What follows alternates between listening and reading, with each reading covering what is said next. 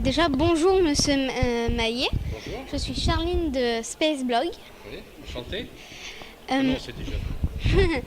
Pouvez-vous nous dire plus sur votre métier et sur le MEDES? D'accord, alors le MEDES, c'est l'Institut de médecine et physiologie spatiale qui est localisé à Toulouse. Et c'est un institut qui a plusieurs activités. Une activité qui est de faire des simulations de vols spatiaux au sol. Donc pour ça, on a une clinique dans laquelle on va faire des expériences d'alitement, où on couche des volontaires pendant une durée plus ou moins longue en fonction des objectifs scientifiques de l'expérience. Après, une deuxième activité, c'est l'activité qu'on appelle support mission. C'est dans cette activité-là que moi je travaille au sein du CADMOS. Donc le CADMOS, c'est au CNES. C'est le centre en fait de support pour les vols spatiaux qui est un service du CNES. Et la troisième activité, c'est une activité de médecine opérationnelle et aussi application, notamment plusieurs personnes qui sont au centre d'entraînement des astronautes à Cologne et qui vont faire le suivi. Donc il y avait un médecin par exemple qui a fait le suivi de Thomas pendant son vol, ou des personnes qui aident Thomas pendant la préparation de son vol ou à son retour. Et donc moi, au sein du CADMOS, je m'occupe de la préparation et de la réalisation de l'aide aux astronautes pendant qu'ils réalisent des expériences de physiologie à bord de la Station spatiale internationale. D'accord. Quelles sont les réactions physiologiques d'un corps dans l'espace? Alors les réactions, les principales, c'est au niveau cardiovasculaire.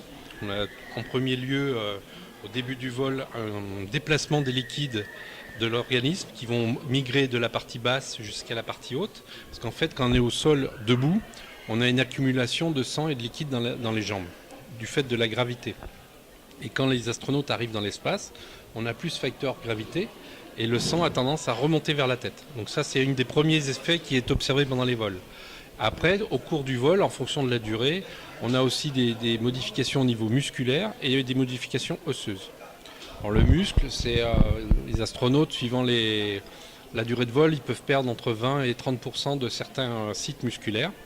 Et au niveau de l'os, on observe sur un vol de 6 mois une diminution de la densité osseuse de 20% aussi. Ce qui correspond à des personnes, l'état de personnes âgées qui ont un état d'ostéoporose. La différence avec des personnes qu'on a au sol, c'est que chez l'astronaute, ces effets sont réversibles. Donc après le retour du vol, ils vont récupérer, comme tu as pu voir Thomas tout à l'heure, au niveau des muscles, il a bien récupéré. Au niveau de l'os, c'est un peu plus long. Il faut entre 6 mois et 1 an et demi pour récupérer totalement. D'accord. Peut-on tomber malade dans l'espace? Et si oui, un corps malade dans l'espace réagit-il différemment de sur Terre? Alors, heureusement, il n'y en a pas beaucoup qui tombent malades. Après, ça pourrait arriver. Il y a eu, si je me souviens bien, dans l'histoire des vols spatiaux, une fois un problème médical pour lequel les Russes ont rapatrié l'équipage au sol. Donc si jamais il y avait un problème de maladie, si c'est une maladie un peu importante, généralement le médecin va décider de faire rapatrier l'équipage. C'est pour ça qu'il y a toujours un vaisseau à bord et qui permet de ramener l'équipage au sol. Mais après, si c'est un rhume, ça c'est des choses qui peuvent arriver. Ils ont une trousse médicale à bord pour pouvoir pallier à ces problèmes-là. D'accord. Peut-on prendre des médicaments dans l'espace? Oui.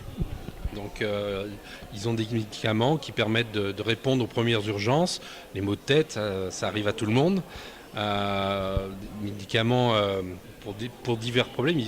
Ils ont une infirmerie qui leur permet de traiter tous les cas importants si vraiment il y avait un besoin. Et comme je te l'ai dit tout à l'heure, si vraiment il y avait une urgence ou un problème grave, à ce moment-là, on les ramènerait au sol. Mais on peut utiliser des médicaments dans l'espace, oui.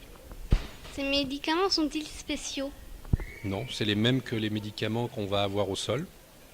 Et par exemple, il y a des essais qui sont faits actuellement pour pouvoir utiliser des médicaments qui sont utilisés pour protéger les personnes âgées contre les ostéoporoses. Et donc on essaye de voir si au niveau des astronautes, ça permettrait de diminuer cette baisse qu'on observe au niveau de l'os. Et soit on leur fait prendre le médicament avant le vol, soit pendant le vol. Pour l'instant, c'est encore à l'état d'essai. D'accord. Merci beaucoup, Monsieur Maillet, d'avoir accepté de répondre à mes questions. C'était un plaisir.